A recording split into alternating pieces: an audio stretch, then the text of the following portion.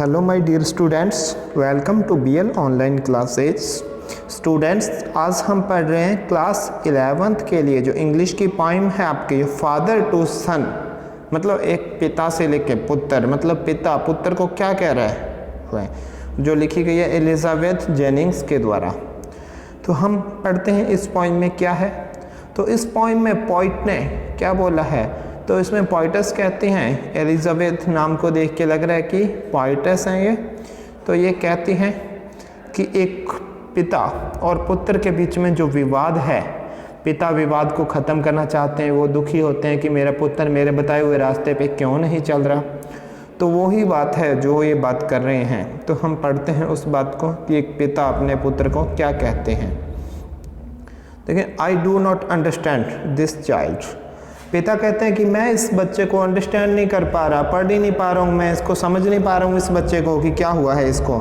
दो we have live together now, यद्यपि दुफ करते थे, यद्यपि आज तक हम टुगेदर रहे हैं, साथ साथ रहे हैं। In the same house for years, कि हम वर्षों से सेम ही हाउस में रहे हैं। आई नो, कि मैं जानता हूँ, nothing of him.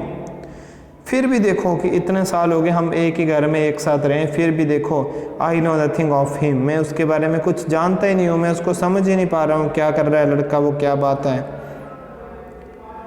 So try to build up a relationship from how he was when small, yet I have killed. अब देखो, मैंने try to build up a relationship, मैंने तब से एक रिलेशनशिप, उसके साथ एक ऐसा संबंध बनाने की कोशिश की है जब से वो क्या है, बिल्कुल छोटा था। लेकिन अब वही रिश्ता है, वो रिश्ता क्या मैं तोड़ चुका हूँ, क्या मैं उस रिश्ते की डेथ कर चुका हूँ, उसको मार चुका हूँ रिश्ते को? नहीं। फिर वो सोचते हैं कि नहीं, मैंने वो रिश्ता ख़त्म नहीं किया है, क्योंकि एक पुत्र जो पिता के बताए हुए रास्ते पे नहीं चल रहा, तो पिता सोचता है, पिता भी उसको इग्नोर करने लग जाता है। और पिता सोचता है उसका कि क्या ये वही बच्चा है जिसके साथ मैं बचपन से इस घर में रह रहा हूँ, बचपन से इतना लाड प्यार जिसको दे रहा हूँ, तो क्यों मेरे और पुत्र के बीच में एक अच्छा संबंध नहीं बन पा रहा है, क्यों मेरे पुत्र मेरे बताए हुए रास्ते पे नहीं चल रहा है। तो फिर वो सोचता है कहीं मैंने तो वो जो हमारा रिलेशनशिप थी उसको किल नहीं कर दिया, मार तो नहीं दिया, ख़त्म नहीं कर दिया उसको, रिलेशन को। फिर द सीड आई स्पेंट और सोन, सो होता है ना बीज देना, मिट्टी में हम बीज को दबा देते हैं, गाड़ देते हैं तो उससे एक नया पौधा उगता है। तो जब हम बीज को मिट्टी के अंदर दबाते हैं, मतलब बो देते हैं, तो उसको बोलते हैं सो करना। तो देखो, द सीड आई स्पेंड और सोन इट वेयर, मैंने क्या उस ये वही बीज है कि जिसको मैंने क्या है सो किया है, मतलब बीज दिया है, गाड़ दिया है ज़मीन में। The land of his is his and none of mine. फिर कहता है कि मैं एक बीज को बो रहा था, बीज को बोना मतलब एक पौधा तैयार करना, तो इसमें एक बच्चे के अंदर अच्छे अच्छे संस्कार बो रहा था। पिता कहता है कि मैं इस बच्चे के अंदर अच्छे अच्छे संस्कार पैदा कर रहा था, मतलब संस्कारों का बीज बो रहा था। लेकिन मुझे क्या पता था कि वो जो ज़मीन है जिसके अंदर मैं बीज बो रहा हूँ वो मेरी तो बिल्कुल भी नहीं है, सारी उस बच्चे की ज़मीन है। जब मर्जी उस ज़मीन से वो पेड़ को उखाड़ सकता है, मतलब मेरे संस्कारों वाले पौधे को नष्ट कर सकता है। वी स्पीक लाइक स्ट्रेंजर्स, हम तो अब अजनबियों की तरह, अनजानों की तरह आपस में बोलते हैं। There is no sign of understanding in the air, और हमारे तो घर की जो हवा है, मतलब जो एटमॉस्फेयर है, उसमें कोई भी अंडरस्टैंडिंग का, एक दूसरे को समझने का कोई साइन तक नहीं है।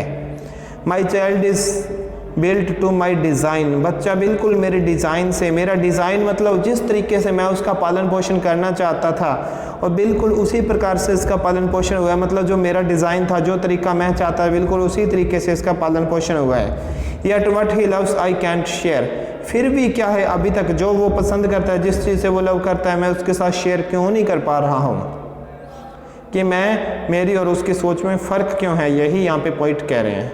साइलेंस सराउंड्स अस, हमारे चारों तरफ क्या रहती है, हमेशा साइलेंस रहती है। साइलेंस मतलब शांति, चुप्पी रहती है हमारे चारों तरफ।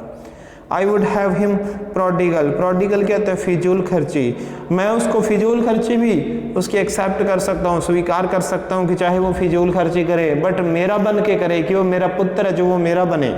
Returning to his father's house है, और वो क्या है कि चाहे कुछ भी करे दिन में, लेकिन क्या है कि वो अपने घर में वापस आ जाए। इसका मतलब ये नहीं है कि घर से बाहर चला गया है वो, मतलब घर में रहते हुए भी घर से बाहर है। इसका मतलब क्या है, returning to his father's house, मतलब वो अपने घर में रह रहे, द होम ही न्यू, और वो क्या है, अपने घर में रह रहा है, अपने पिता के घर में नहीं रह रहा। इसका भी एक मतलब है, अब तक मैंने बोला कि सेम ही घर में रह रहे हैं, मतलब क्या है कि वो घर में रहता है लेकिन वो यही सोचता है सिर्फ मेरा ही घर है, मेरे पिता का ये घर नहीं है। मतलब घर का मतलब यहाँ पे मेरा कहने से मतलब सिर्फ बिल्डिंग नहीं होती, घर का मतलब रीति रिवाज, संस्कार भी होते हैं, संबंध भी होते हैं। तो वो अपने पिता के द्वारा दिए हुए संस्कार भूल चुका है, तो पिता को ये लगता है कि वो मेरे घर में नहीं रह रहा।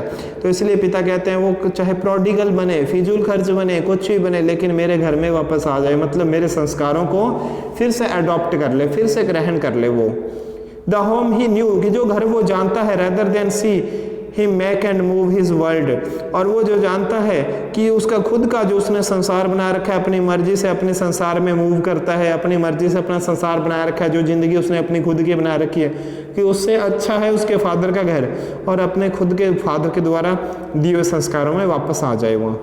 आई वुड फॉरगिव हिम टू, और मैं उसको क्या फॉरगिव कर दूंगा, फॉरगिव करना माफ़ कर देना, कि मैं ऐसा नहीं है कि मैं बोलूँगा उसको क्षमा नहीं करूँगा या उसको सजा दूंगा। पिता यहाँ तक सरेंडर करे बैठे हैं कि मैं उसको फॉरगिव कर दूंगा, कोई भी गलती करे, चाहे कुछ भी करे, लेकिन मेरे कंट्रोल में वापस आ जाए, मेरे द्वारा दिए हुए संस्कारों को मानने वो, बस उनकी यही शर्त है। Shaping from sorrow a new love, अब देखो वो क्या कहते हैं, जो सोरो है उनके बीच में दुख है, आपस में नाराजगी है, क्या पता उससे कोई नया लव पैदा हो जाए, क्या नया प्रेम बन जाए पिता पुत्र के अंदर। Father and son we both must live on the same globe, अब देखो कि वो पॉइंट कहते हैं कि हमें पता है, कोई कहते हैं मुझे पता है कि चाहे जितना मर्जी नाराज हो ले, अलग अलग तो रह नहीं सकते, हमें पिता और पुत्र को सेम ही ग्लोब पे, सेम ही संसार पे, सेम ही जमीन पे रहना है। He speaks I can't understand, फिर कहता है जो, फिर वो अपने ऊपर भी लेते हैं बात, कहते हैं लेकिन जो बातें मेरा पुत्र बोल रहा है मैं उसको समझ क्यों नहीं पा रहा हूँ, मतलब वो मेरी बोली क्यों नहीं बोल रहा, वो मेरी बोली को भूल के खुद की बोली क्यों बोल रहा है, बस उनको यही प्रॉब्लम है, यही दुख है पिता का इसमें। I can't understand my self, फिर देखो कि मैं तो खुद को ही नहीं समझ पा रहा, वो कहते हैं why anger grows from grief, मतलब जो हमारे बीच में ग्रीफ है, दुख है, दुख तो दुख तक सीमित रहे तो सही है, लेकिन हमारे दुख के साथ साथ उस दुख में से हमारा गुस्सा क्यों ग्रो हो रहा है, हमारा गुस्सा क्यों पैदा हो रहा है इसमें, कि दुखी होते हैं एक दूसरे से और एक दूसरे से नाराज क्यों हो रहे हैं दुख होने के कारण। We each put out an empty hand longing for something to forgive, अब देखो हम क्या है, दोनों एक एक खाली हाथ आगे बढ़ा रहे हैं, लॉन्गिंग मतलब इच्छा कर रहे हैं, किसकी इच्छा कर रहे हैं, कि हमारे पास कोई ना कोई ऐसा बहाना मिल जाए हमें कि हम एक दूसरे को फॉरगिव करें, लेकिन हम फॉरगिव नहीं कर पा रहे हैं। तो स्टूडेंट्स इसमें बहुत ही अच्छी, बहुत ही सीरियस पॉइंट थी ये, जिसमें पिता और पुत्र के आपस के बिगड़े हुए संबंधों को दिखाया गया है। दोनों ही एक दूसरे के साथ दोबारा से अपने संबंध स्थापित करना चाहते हैं। वो ये पिता ये सोचने में पुत्र को समझ क्यों नहीं पा रहा, पुत्र ये सोचने में खुद को समझ क्यों नहीं पा रहा, फिर कहते हैं हम एक दूसरे को क्षमा तो कर दें, लेकिन हमें कोई तरीका चाहिए क्षमा करने का। तो स्टूडेंट्स इससे यही शिक्षा हमें मिल रही है कि हमें कभी भी ऐसे रिलेशंस ख़राब नहीं करने चाहिए। जो हमारे माता पिता पेरेंट्स हैं हमें संस्कार देते हैं, उन्हीं के साथ हमें अपना जीवन यापन करना चाहिए, बिकॉज उनके दिए हुए संस्कार कभी गलत नहीं हो सकते। तो स्टूडेंट्स अपनी पॉइंट को यहीं एंड करते हुए आज का लेक्चर मैं यहीं ख़त्म कर रहा हूँ। मिलते हैं नेक्स्ट लेक्चर में, तब तक गुड बाय।